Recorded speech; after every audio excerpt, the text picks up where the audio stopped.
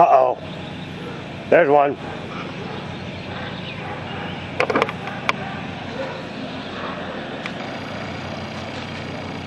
Uh-oh. There's another side of it.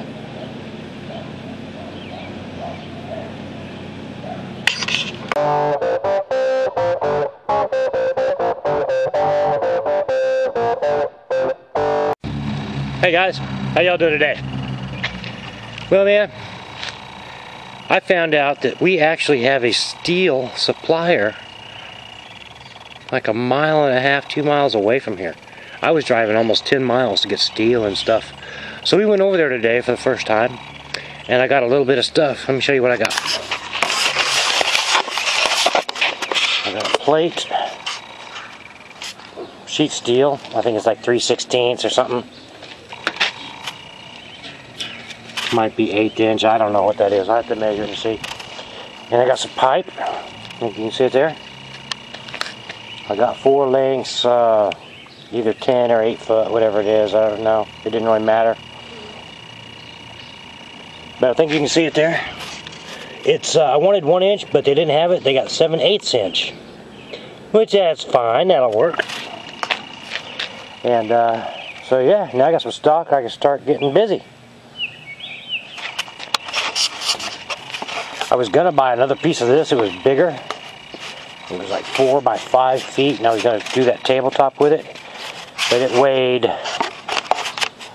110 pounds. Piece of sheet steel, 50 bucks or something. And I didn't have that much money on me, and I just couldn't really justify it. So, anyway. Yeah! I got some stock, so I can start on my new project. I've been waiting to get that. Anyway, just want to share that with you, and I'll show you more as it comes along. From Harbor Freight, I've got 7/8 inch pipe, which is actually 5/8 inch pipe and 7/8 inch tube. If you look at it like that, it measures 7/8 around the outside diameter. But anyway, this is my first bend on it, and hang on a second and I'll show you how that looks. I'm trying to get a 45 right there, and there's a little bit of spring back rate on it, so it's kind of tricky. And of course these don't come with a 7/8 inch tube die. This is a 1/2 inch tube die, so it's actually sticking on there. But from all the videos I've watched, that's good. And it doesn't appear to have kinked, but it doesn't appear to be a true 45 yet either. So I'm going to put it back in there and bend it a little more. Yeah, I can tell by eyeballing it that it's not where I want it yet.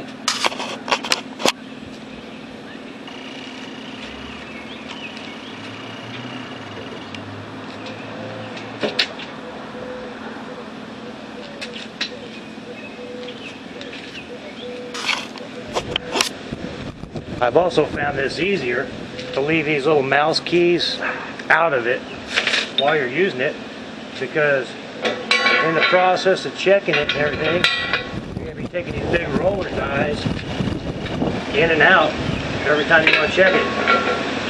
And so those are good for storage so you don't lose anything. I'm always trying to blow up a storm here. So I'm going to crank that up a little bit more and see if we can't get it where I want it.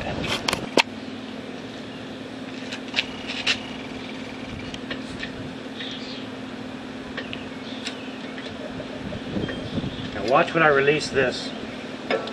You'll see that spring back. See how it sprung back?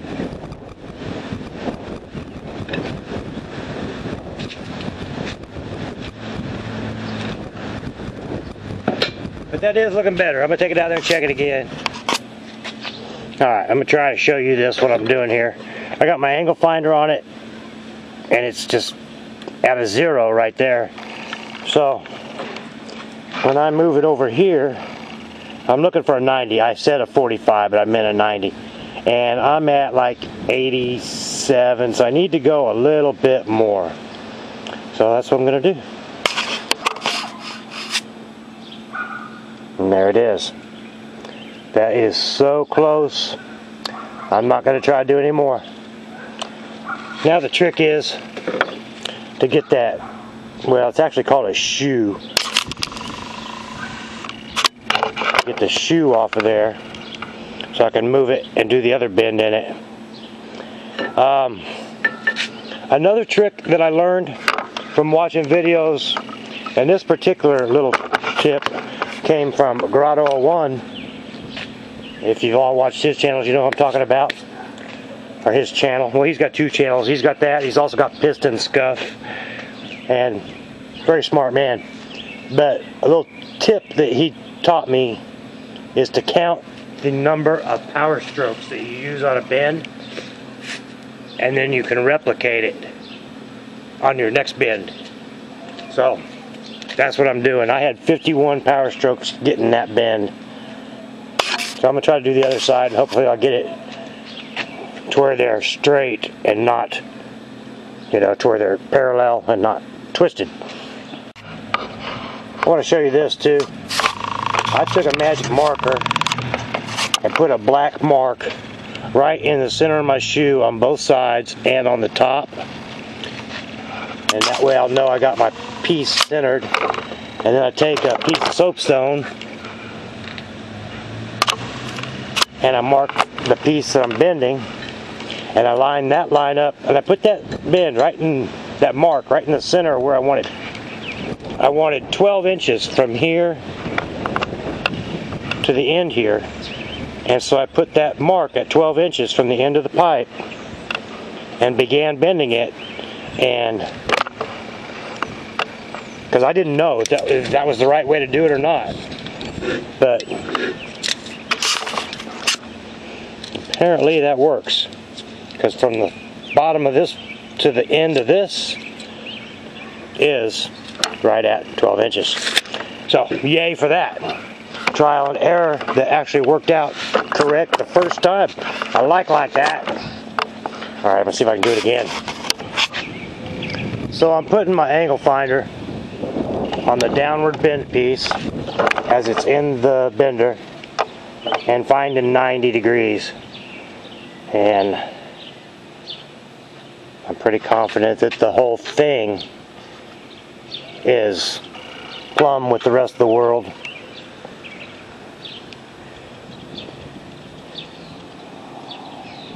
It looks like it's like 89 degrees, and that could be because the table's not perfectly level.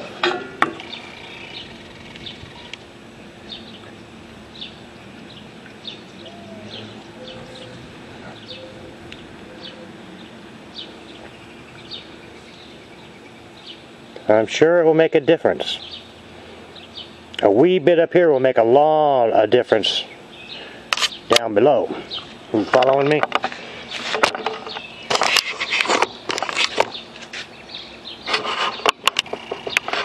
It's a little bit of difference up here will make a lot of difference at the end of your pipe. But I'm checking this, and that's when I get that to be 90, then I believe that if this is 90, everything will be square with the world. And of course it's rocking.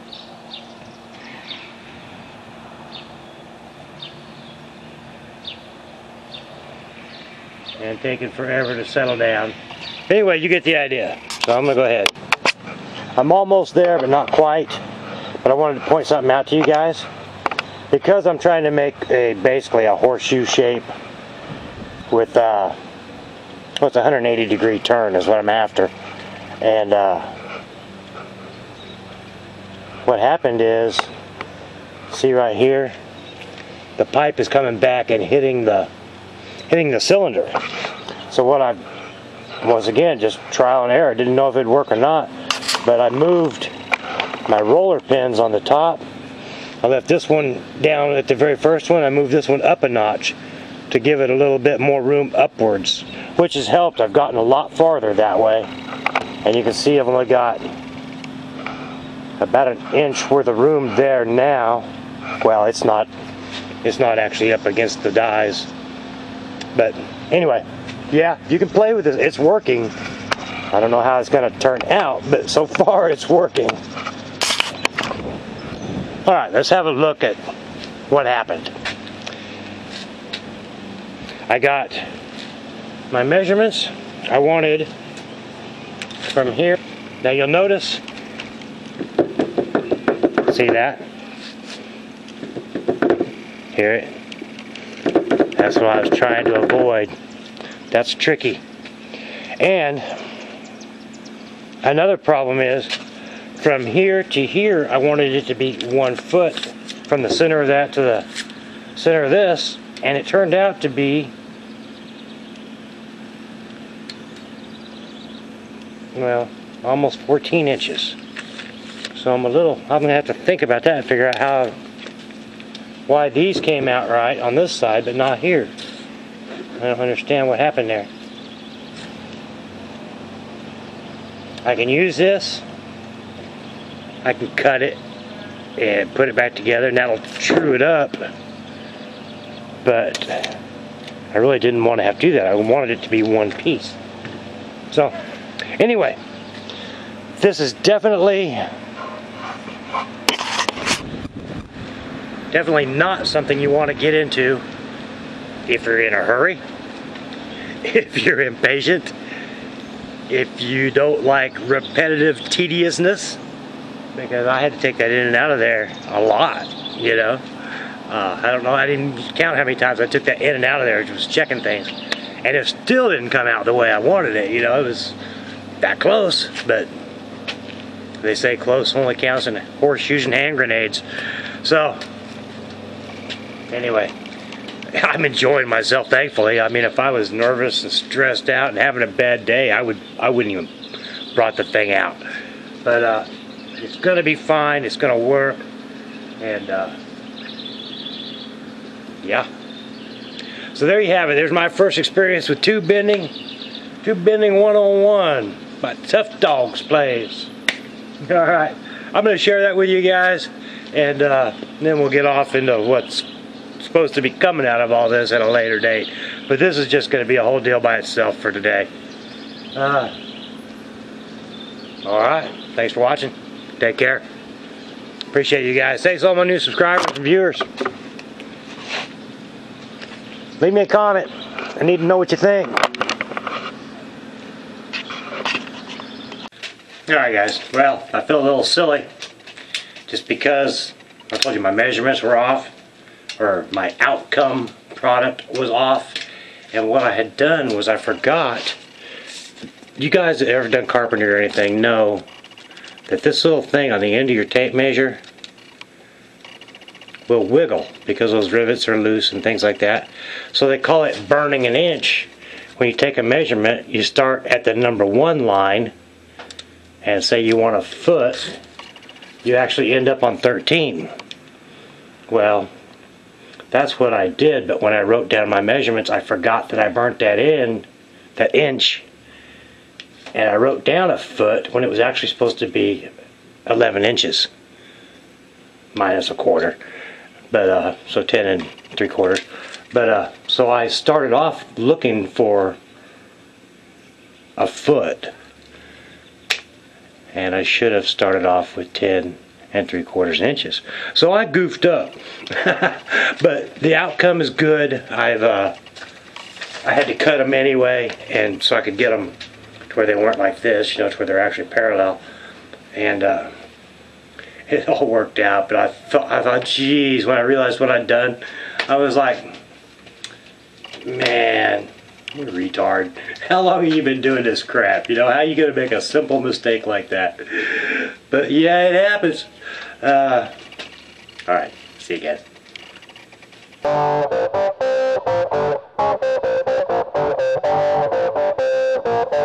Yeah. So